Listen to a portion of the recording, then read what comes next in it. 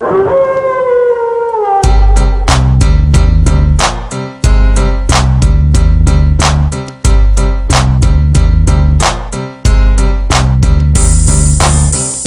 is back cause I'm mass destruction. Guess who's here? The bad boys arrest me.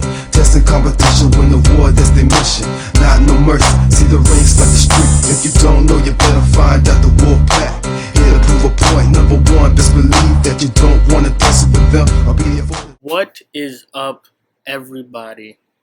It's your boy Bad News Bronson. Welcome back to your place of worship, Super Kick Party, with your host, of course, me, Bad News Bronson. I'm here today by myself. The man of 1,000 names is not here today. He will be back Thursday, and with our regularly scheduled program. I'm gonna get into Raw recap, my interpretation of the whole evening, and some other stuff. So let's get started. The night started off with a Stephanie McMahon, Roman Reigns type of promo. It was what it was. Nothing spectacular at all. And that was kind of the theme for Monday Night Raw. It was not spectacular whatsoever. It was nothing out of the ordinary. Nothing cool except for two things. And I'll get to those later on. So the actual first match was AJ Styles versus Kevin Owens.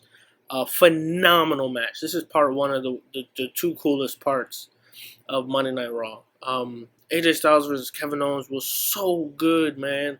And that match made me so upset because, it should be the 1v1 for the IC title match. I feel like that should be the match. Or maybe a three-way dance with Sami Zayn added into the mix. But, God, these two, they stole the show for sure tonight. The best match on the card. Better than the main event. The best match on the card for sure. AJ Styles ceases to, never ceases to amaze me. I mean, the guy is incredible. Kevin Owens, reliable, incredible worker. I can't, think of two better people to be, going after the IC title. And they should be, but AJ's in the feud with Chris Jericho. Chris Jericho came into effect after the match. Well, not after, during actually, and cost AJ Styles the match again, like he did on SmackDown. I think it's weird booking to have AJ lose like this. I mean, me, because I'm such a huge AJ fan. I don't like seeing him lose, but I know when it's smart for him to lose. And I don't know. It's something real awkward about the way that they're doing this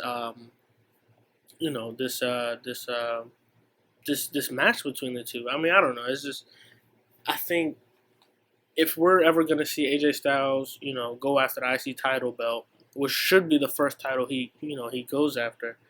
Him losing to the champ twice doesn't give him credibility. But it makes sense storyline-wise with Chris Jericho, and I think WWE is looking into the immediate future and not the foreseeable one. You know what I mean? Like, I think they're more focused on this match with Jericho at Mania rather than establishing some credibility for AJ to do things past Jericho. So, which is, I can understand what they're doing, but it just goes to show that WWE does their whole booking on the fly thing. But yeah, so after the match, KO cut a promo about nobody deserving the title. Ziggler, Sammy, and Miz came out, so they deserve it, blah blah blah. Kevin's kinda hints towards a three-way dance between the three of the guys that came out, so he goes back to staff or whatever, and it'll all come past later on. So then we see the New Day come out. They cut probably one of their weaker promos actually, against the League of Nation. But I mean, they're still entertaining. Don't get me wrong. Biggie had a decent match with Rusev. The last sequence was pretty cool. It was a little cheesy. Kofi gets on the ropes kicks Rusev in the back of the head, and then after Kofi Kingston gets off the ropes, Rusev just kind of sort of flips in and goes in for the big ending. So it is what it was. So then we had did I miss? Oh, just the second coolest part about Monday Night Raw. Fucking Terry Funk comes out, and he's at a bar with Dean Ambrose and Philly, and he's saying all this old man Terry Funk shit, and it's fucking hilarious and it's epic, and I'm marking out. And he comes back and Nas his Chainsaw Charlie gimmick, and he gives Dean Ambrose a chainsaw, and he's sawing out a table in the bar, and it was pretty cool to see Terry Funk. I haven't seen him in a long time with WWE TV, and it's really cool to see him. He's one of my favorites for sure. One of my classics. I think we got an awkward ass promo between Social Outcast and Big Show. The whole theme was it is what it is, tonight, because Big Show cheesy ass promo by Andre the Giant, Social Outcast, they're whack as fuck. I don't know why they're still on my TV. Then it's Jericho versus Fandango in a Raw Rewind match. AJ kind of tries to come out and distract Jericho, but Jericho wins against Fandango. I guess, they don't want to put Fandango over Jericho anymore, which makes sense because Fandango isn't anything anymore. Fandango versus Chris Jericho was okay. Then AJ Styles challenged Y2J for a match at Mania, which we all saw coming. Wasn't predictable.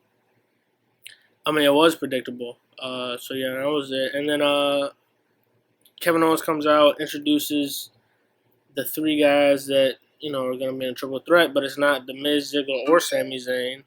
It's Stardust, Zack Ryder, and Sin Cara, whatever. Then the other three that I mentioned, Miz, Ziggler, and Sami Zayn, come out, beat up Kevin Owens. All six of them beat up Kevin Owens.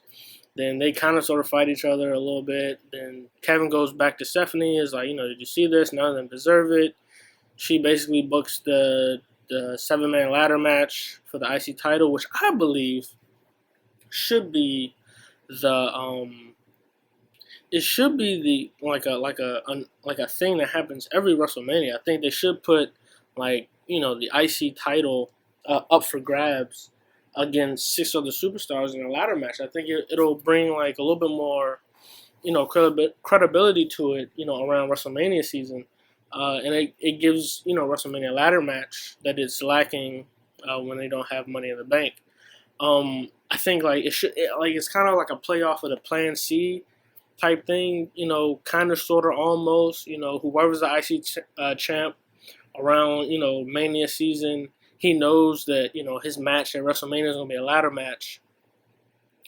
And, but he doesn't know against, what 6 guys, and, that comes to fruition down the line to the road to WrestleMania. And then that way, WWE can build, they can build stars with this ladder match. If you want to pass the IC title belt to somebody up and coming, or somebody they're about to give a push to, put them in a title match, let them win the IC title ladder match at Mania, gives them a WrestleMania moment, and that way they get a decent push going into the after Mania season, which I think would be a pretty cool idea. But then, Stephanie, she leaves and gets in a car. Triple H wasn't there all night. He wasn't at the arena. She gets in a car with Trips, and you can kind of tell what was going to happen because the cameraman kind of just stayed at the cage gate, at the front gate, to leave the arena. He kind of just stared at it. So we figured Roman Reigns was going to be there. He came out, pulled Triple H out the car, beat him up a little bit. Triple H got away. That was it. I don't this Raw was such a throwaway. It was really, really lackluster. It lacked a whole lot. But yeah. So after that whole encounter, Bubba Ray versus R-Truth. I don't even remember watching this match for real. It was a throwaway. Bubba won. Then he started beating up R-Truth. Then Goldust came out. Then they got their ass whipped. Like, they're a bad tag team. Like, if they're going to come in and save one another, like, especially when they finally put a stamp on it that they're going to be tag team, a tag team. If one of your partners is getting his ass whooped and you come in and you get your ass whooped and it's still 2-on-2 and there's no numbers advantage, I feel like you guys are a terrible tag team. So yeah. But yeah, so after Bubba Ray in the R-Truth match, the Usos come out and are about to put Devon through a table after they, hit a bunch of super kicks. And yeah, so then, Devon gets saved by his brother, and, it's but still lackluster. I'm not invested in anything. I'm not invested in any match except Ambrose Lesnar. Now the ladder match for the IC title, and that's really it. That's the only thing that I'm really anticipating. None of these matches are exciting me. So Vince comes out, cuts a promo about his son being a son of a bitch, and he actually called Undertaker his bitch, which was you're saying it when the man's not there. I guess that's his whole thing. I can say whatever I want, damn it. But yeah, so they do a bunch of promo videos about Shane and Undertaker or whatever, and you see Shane doing his Muay Thai and his Jiu-Jitsu, and I doubt you'll see any of that shit in the match, especially Hell in a Cell. It's going to be a huge spot fest, I can already tell. But Vince added a stipulation, if he doesn't beat Shane, that's Undertaker's last WrestleMania. So it really puts an interesting twist on things, because we don't think the Undertaker's going to lose at WrestleMania to Shane McMahon, right? But there's word that this might be Undertaker's last WrestleMania anyway. So then Vince adds in the stipulation. So it's kind of like, okay, what the fuck are they going to do, now? So it's adding a little bit more interest than what I had before, a little bit, just a little bit. Because, it's kind of, art imitating life. Undertaker really might not come back after this WrestleMania, and he's being kayfabe, I guess, fired or whatever if he doesn't, beat Shane McMahon. So that was pretty cool to see, And then we had probably the worst Dean Ambrose match I've ever seen in my entire life. And this is coming from a guy who's heavily invested in Dean Ambrose. If you listen to the other podcasts, you know that this show is a fan of Dean Ambrose. But this is probably the worst, and it's not even his fault. It's the fact that he went up against Braun Strowman. For what reason, I have no idea. Second of all, the crowd was chanting, "This is boring," in a Dean Ambrose match. Those don't even go together. So I don't even understand, how the hell this even is going to work out as a main event. But it happened. And first of all, even before all that, how does WWE, how do they try to build a credible star in Braun Strowman if he's gonna have this quote unquote push after WrestleMania season? He's gonna face Lesnar at SummerSlam, and all this other stuff that people think that he's gonna be doing after WrestleMania season. Like, I don't think that people want to see that shit. Like, Braun Strowman isn't a draw. So I don't know, maybe because he's big, like they're feeding into their own stereotypes now, where people say they only like the big guy, and it's starting to seem like it. It's starting to seem like Braun Strowman, he's such a big dude. He's a mammoth, damn it, So I don't know. It's gonna be something to see. But Dean Ambrose versus Braun Strowman ends in disqualification. Braun Strowman, I guess, wins his first main event, Raw main event, I guess, or whatever, singles match. Because Dean Ambrose wanted to beat him with a chair. Then Braun Strowman kind of hip checks his ass, hit sticks him, and then he falls. And then I don't know what it was about tonight's Raw. Maybe, nobody's hearts was in it tonight.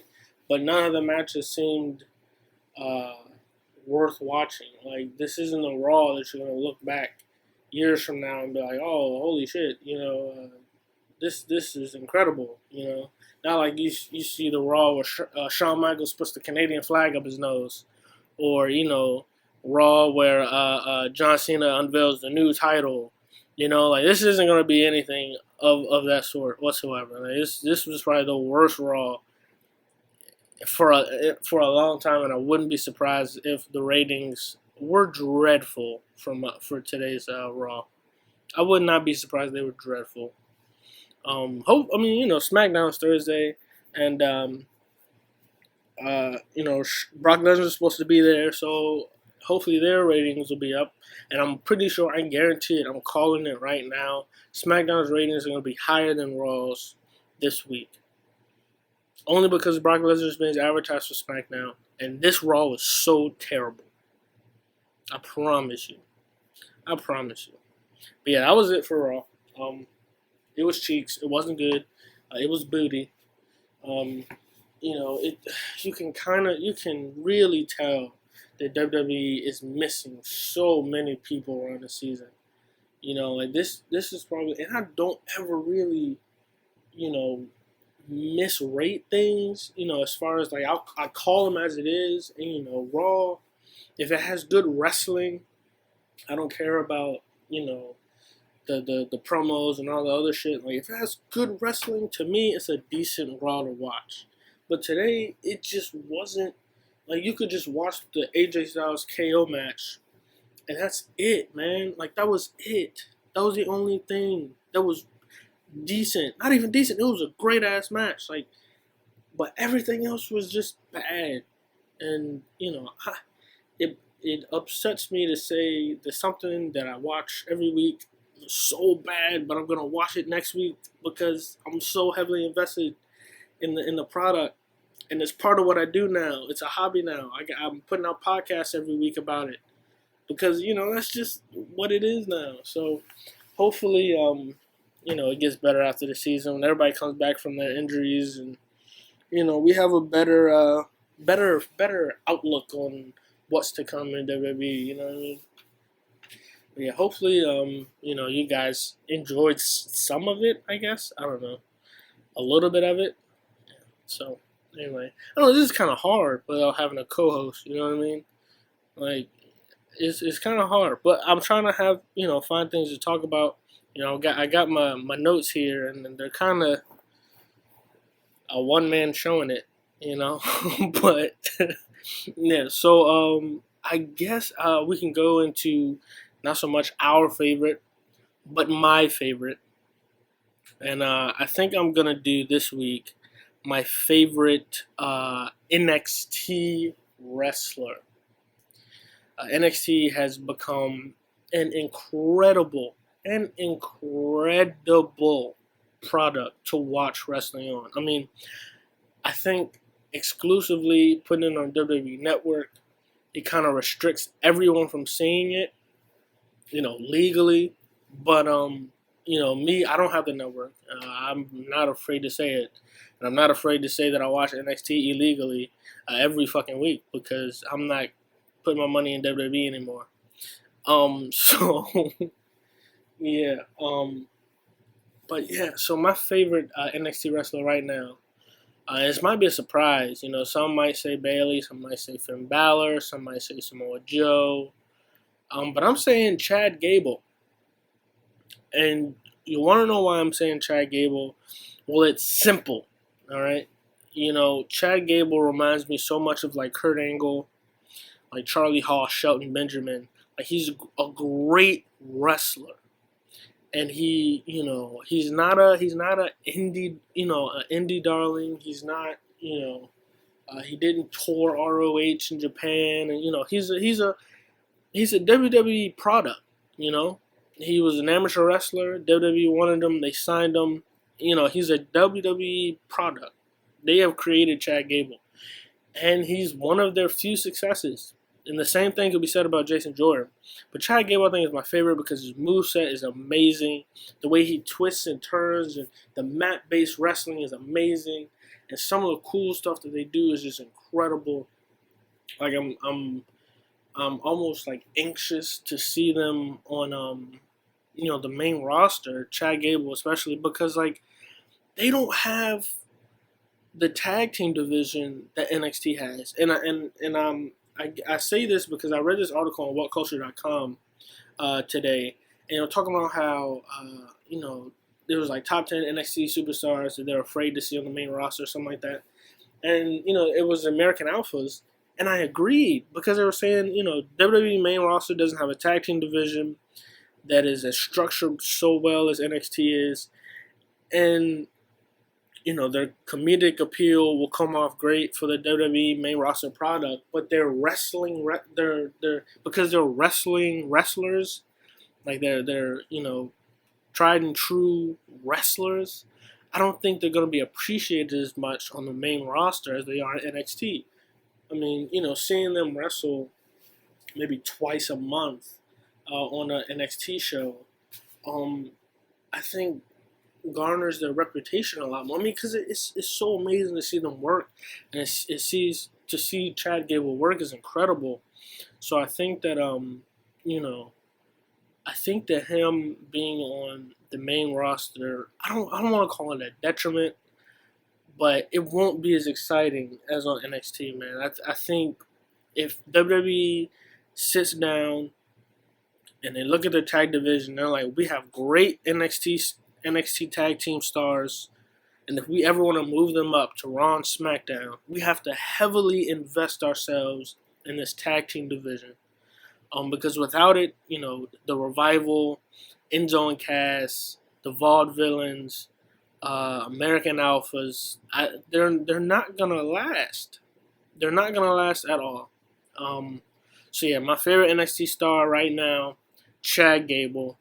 He's an amazing wrestler, and I'm excited to see what he does, at NXT TakeOver Dallas for the tag team titles against the Revival with his tag team partner, Jason Jordan. So yeah, I guess that's all I have for you today. I'm sorry, it's a lack of content.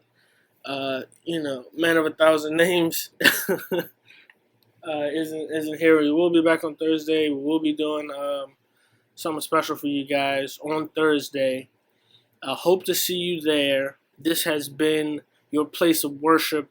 The one-man wolf pack himself, Bad News Barrett, coming to Bad News Barrett. Jesus, I don't even know my own damn name. Bad News Bronson. Thank you very much. It was Super Kick Party with Bronson. I hope to see you Thursday.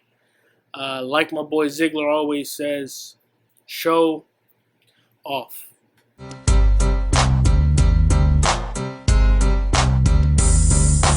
Wolfpack is back, cause I'm mass destruction. Guess who's here? The bad boys are